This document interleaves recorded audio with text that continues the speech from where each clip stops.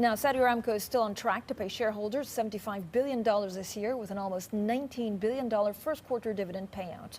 That's despite reporting a 25% drop in first quarter profit after a price war with Russia and, of course, after the coronavirus sent prices crashing. Well, for more, Bloomberg's Annmarie Hordern joins us from New York. Annmarie, it's pretty bold sticking to the dividend.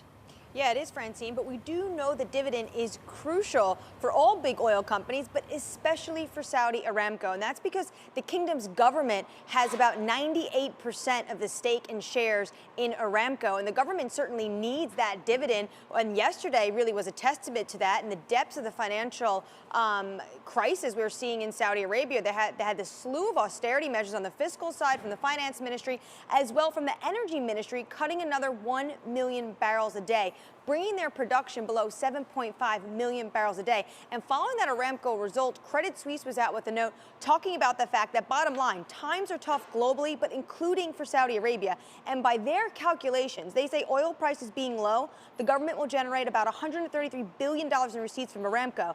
They say that is a far cry from and insufficient to cover the original government budget of north of $250 billion.